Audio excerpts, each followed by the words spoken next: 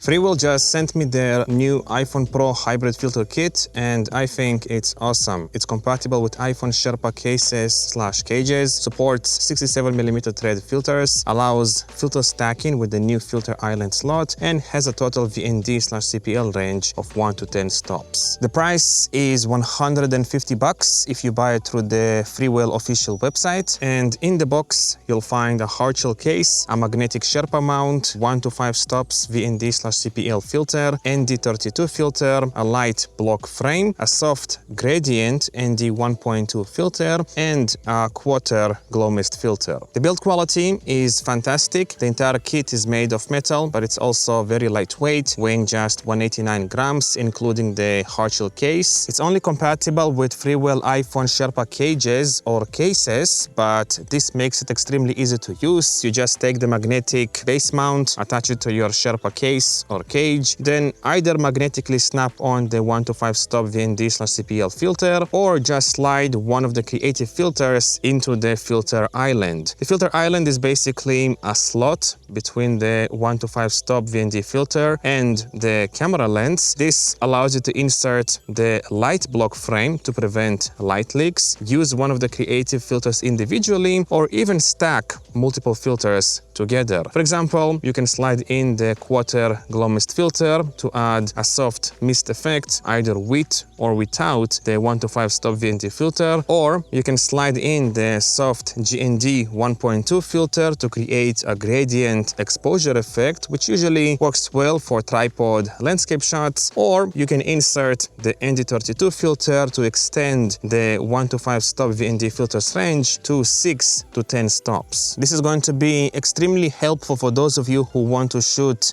in super bright conditions, especially at ISO 1600, which delivers the widest dynamic range on the iPhone 16 Pro or Pro Max, but requires a pretty powerful ND to compensate for the exposure if you want to maintain the 180-degree shutter rule. Furthermore, the base mount has a 67mm filter thread, which gives you the option to mount basically any 67mm filter you want to your iPhone. However, one thing that I don't like about the system is that it is not compatible with the Freewell anamorphic lenses.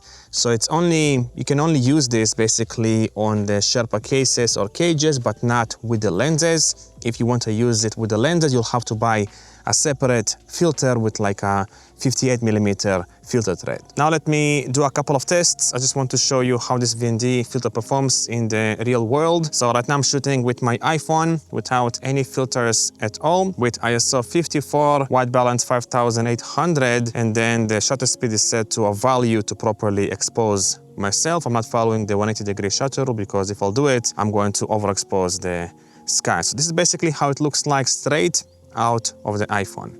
And now I'm using the VND 1 to 5 stops. At 1 stop, I had to lower my shutter speed slightly to 1/1000 to get proper exposure. I'm sure you notice a slight color shift and also maybe a bit of vignetting, but that's how pretty much all VND filters perform on the market. They will have some slight color shift, and also they will introduce some vignetting. And this is how this VND filter looks like at 3 stops. I had to lower again my shutter speed to 1/500 to achieve proper exposure. I'm actually slightly overexposing the sky here on the right, but I think it's going to be just fine.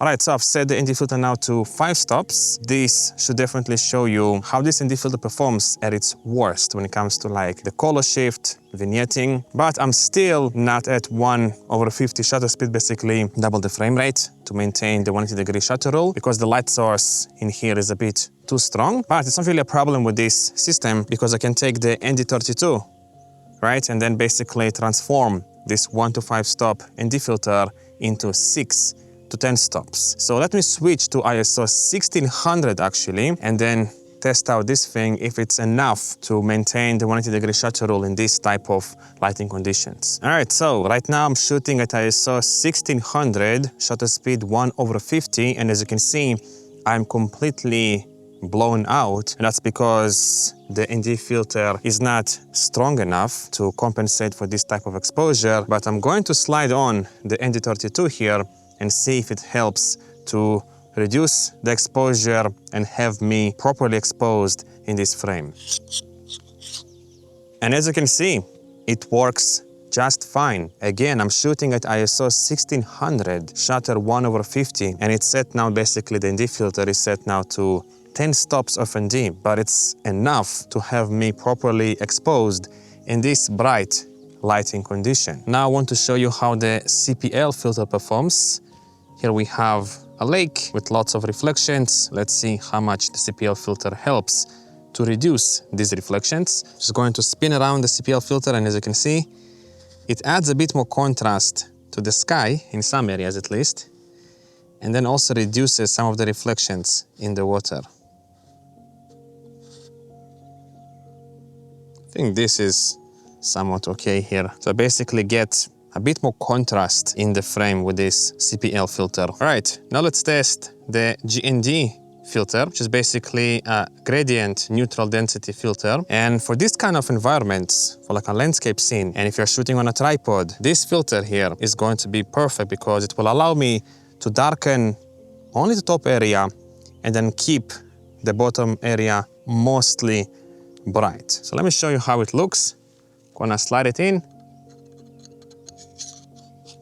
And now, as I slide it in, I just look at the screen for the exposure, and then I only want to reduce really the exposure from the top part of the image, which is, I would say, about here. So now, both of these areas are pretty much equally exposed, which gives you this nice HDR look. If I'm gonna go more down with the filter, it's gonna darken the image, but this now looks, you know, too flat, too boring, I would say. So I'm gonna go back up and then slide it down until here, I would say. And now it looks much better than before.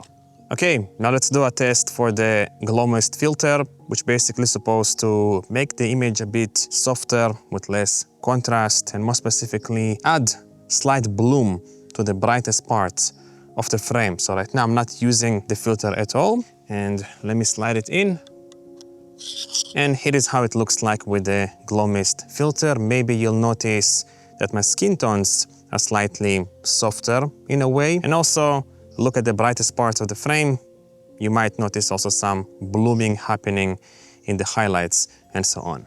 So to summarize, I think this new Freewell iPhone Pro hybrid filter kit is overall fantastic. It's very compact and lightweight, super simple to use, pretty versatile. You can use 67mm filters with the system, and also it offers just enough filters to pretty much get any creative shot you want with the iPhone. But a couple of things that I don't really like about the system is that, one, it's a bit too pricey. $150 is a bit too expensive. Also, it is not really versatile because you can only use this with Sherpa iPhone cases and cages, and also it is not compatible with the Freewell iPhone anamorphic lenses. But other than that, if you want to have like a filter system for the iPhone that is very compact, lightweight, and versatile in terms of like the filters it offers, this is definitely something to consider. All right, I guess this is it for today. Thank you for watching. I'm going to leave a link for the system down below, and I'll see you in the next one.